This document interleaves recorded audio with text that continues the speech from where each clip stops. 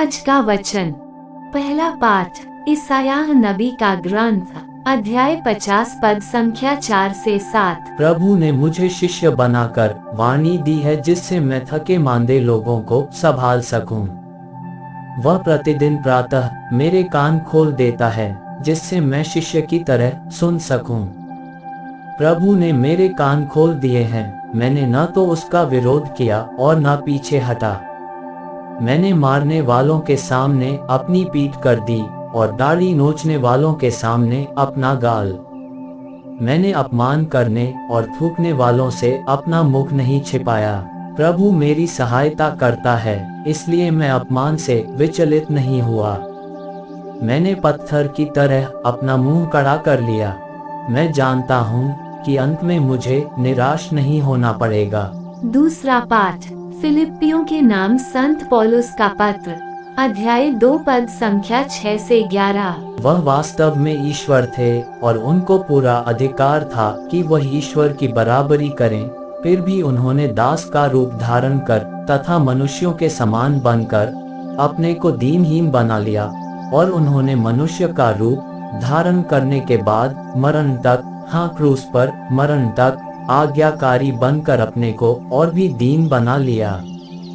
इसलिए ईश्वर ने उन्हें महान बनाया और उनको वह नाम प्रदान किया जो सब नामों में श्रेष्ठ है, जिससे ईसा के नाम सुनकर आकाश, पृथ्वी तथा अधोलोक के सब निवासी घुटने टेके और पिता की महिमा के लिए सब लोग ये स्वीकार करें कि ईसा मसीह प्रभु हैं। यह प्रभु की वाणी है।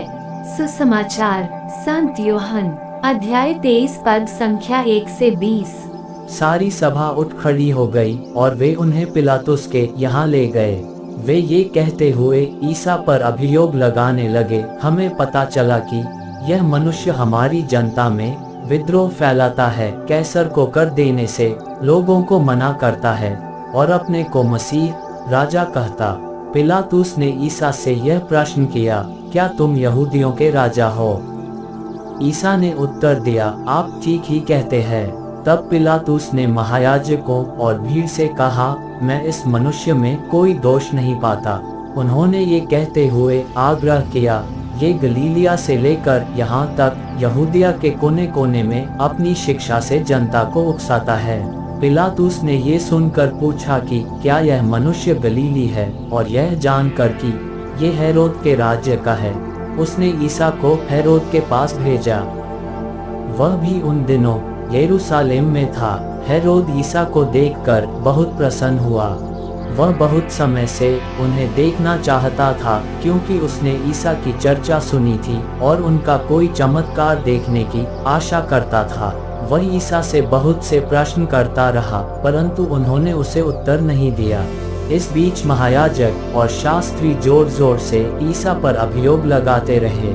तब हेरोद ने अपने सैनिकों के साथ ईसा का अपमान तथा उपहास किया और उन्हें भड़कीला वस्त्र पहनाकर पिलातुस के पास वापस भेजा।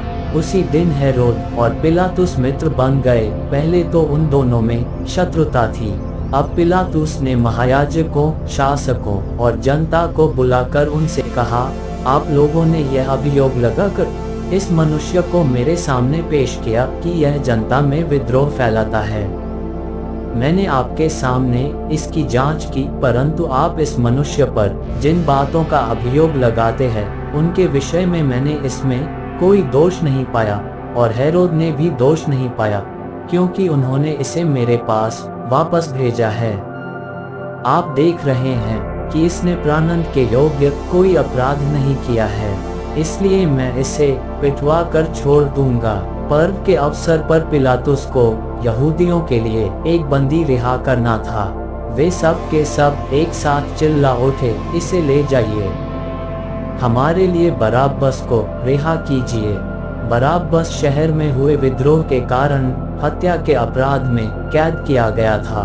पिलातुस ने ईसा को मुक्त करने की इच्छा से लोगों को फिर समझाया। यह प्रभु का पवित्र सुसमाचार है। आमीन। आज का चिंतन। इस संसार के बिखरे टूटे जीवन में जहाँ अशांति है, वहाँ यीशु ख्रीस्त शांति के राजा के रूप में ही थे, और इसी कारण उनका स्वागत जोरदार हुआ था। पर यह बहुतों के लिए भय का कारण था, क्योंकि उनके कार्यों ने बहुतों को अपनी ओर आकर्षित किया था। यहाँ तक ही नहीं, औरों की तरह उनके शिष्यों में भी बड़े बनने की होड़ लगी थी। इसके विपरीत यीशु खुद राजा बनना नहीं चाहते थे, बल्कि हमें राजा बनाना चाहते थे, जिनकी कुछ विशेषताएं इस प्रकार है। वे प्रथम पाठ के अनुसार एक ऐसे सेवक थे जिनमें प्रतिशोध की भावना नहीं थी। राजा हेरोद और सैनिकों के उपहास पर भी वे चुपचाप थे, क्योंकि वे अपने ईश्वर की इच्छा पूरी करना चाहते थे। उन्होंने अपनी ही शिक्षा को जीने का प्रयास किया। उन्होंने कहा था, दुष्ट का सामना न करो। यदि कोई तुम्हारे दाहिने गाल पर थप्पड़ मारे तो दूसरा भी उसके सामने कर दो। सिपाहियों की मार पर भी उन्होंने अपना मुंह नहीं खोला। यीशु ने अपनी मृत्यु द्वारा ईश्वर और मनुष्यों का मेल कराया। वे शांति के वाहक थे।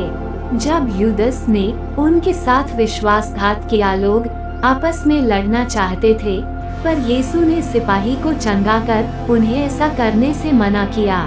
इस तरह यीशु हम ख्रिस्तियों के लिए एक आदर्श प्रस्तुत करते हैं। इस खजूर रविवार में जब हम उन्हें शांति के राजा के रूप में अपने गिरजाघरों तक ले जाते हैं, हम मनन करें, क्या हम उनके सद्गुणों को अपने जीवन में जीना चाहते हैं?